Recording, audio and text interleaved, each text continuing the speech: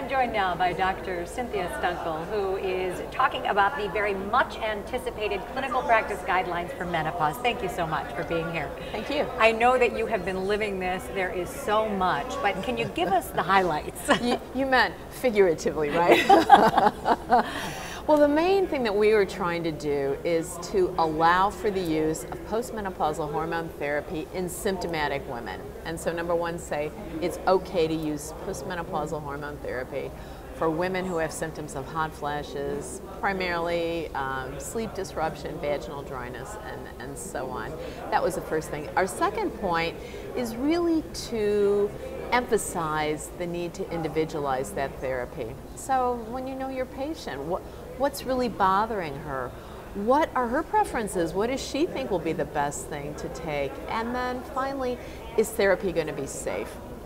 And so we've built in a number of safety checks and algorithm along the way to help clinicians feel better that they're crossing all those T's and dotting all those I's.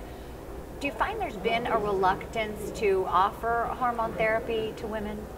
My sense is that even endocrine experts, to some extent, over the last decade, have just kind of thrown up their hands to some extent and said, it's just gotten too complicated. First we hear this is good, then this is bad, now there's a new concern, now there might be this risk, now there might be that benefit.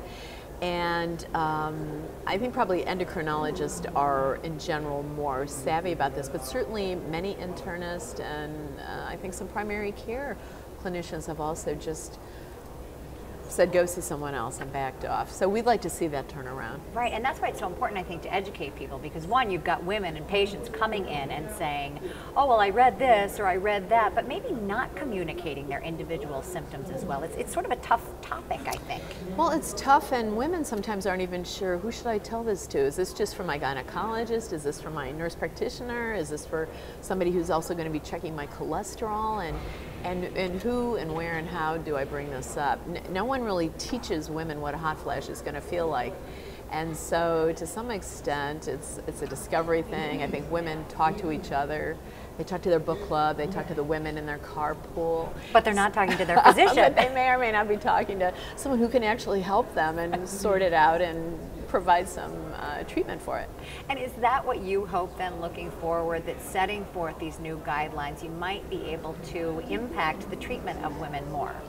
I hope that these new guidelines will increase awareness about where we've come in this whole healthcare arena, that it will assure endocrinologists and other clinicians that menopausal hormone therapy is safe for healthy women in their 50s who are within a decade of menopause, so that's a pretty good okay to go group, and that there are lots of options for symptomatic relief, not just hormone therapy, but some of the antidepressants, the SSRIs, SNRIs, drugs called gabapentin, pregabalin, that clinicians have more choices than ever to help patients, help women feel better. Right, and that's great for them to feel like they have an option, and then how much better for all the patients. Exactly.